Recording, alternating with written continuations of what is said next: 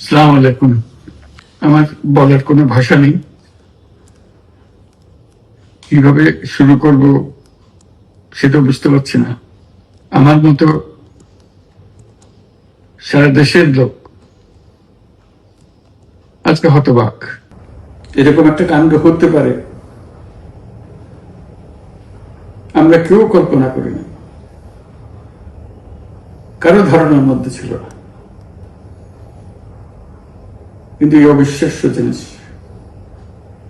আমাদেরকে হঠাৎ করে গ্রহণ করতে হয়েছে। মাইলস্টোন স্কুল অ্যান্ড কলেজের যে দুর্ঘটনা, প্রশিক্ষণ বিমান বিধ্বস্ত হয়ে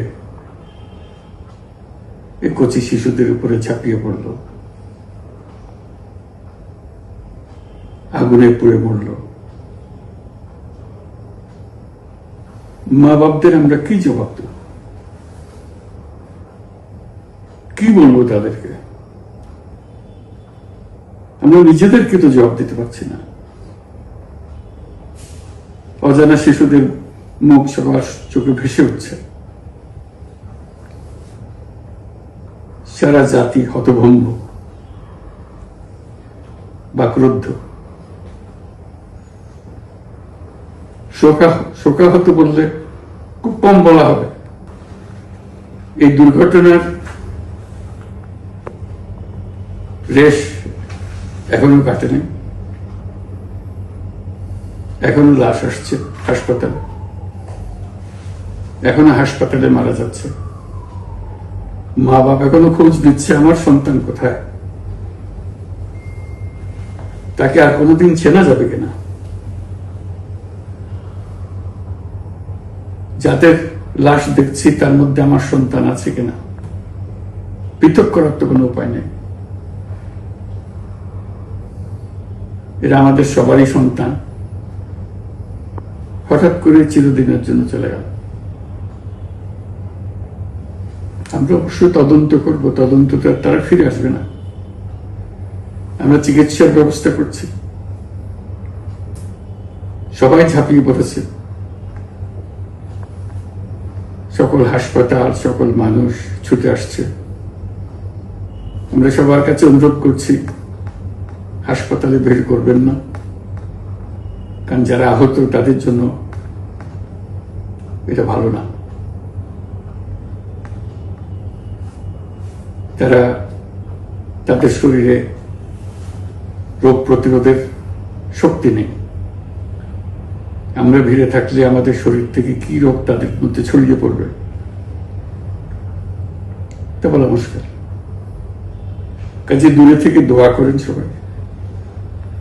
আমরা বাবা মা আত্মীয় স্বজন সবার কাছে আমাদের সহানুভূতি জানাচ্ছি। বাংলাদেশের যত সন্তান আছে সবাই আপনাদের সন্তান। আমরা নিজেদের মনকে সান্ত্বনা দেওয়ার চেষ্টা করুন। আমরা সবাই নিজেদের মনে সান্ত্বনা দিচ্ছি, কিন্তু আপনাদের সান্ত্বনা বিরাট ব্যাপার। আমরা সবাই আপনাদের সঙ্গে আছি, জাতির সমস্ত লোক আপনাদের সঙ্গে আছে। আমরা তাদের জন্য শোক দিবস ঘোষণা করেছি। আগামীকাল শোক দিবস। আমরা সবাই মিলে তাদের কথা স্মরণ করব, তাদের আত্মার শান্তি কামনা করব। আজকে থেকে সবাই তাদের আত্মার জন্য, তাদের রুহের জন্য মাগফিরাত কামনা করব। আল্লাহ আপনাদেরকে শান্তি দিন। আমাদের জাতির সবাইকে, যারা এই দুর্ঘটনায় বিধ্বস্ত, সবাইকে আল্লাহ শান্তি দেন। তাদের জন্য দেশবাসী সবাই আমরা দোয়া করছি। আল্লাহ এই শিশুদের জান্নাতবাসী করে। খুদা হাফেজ।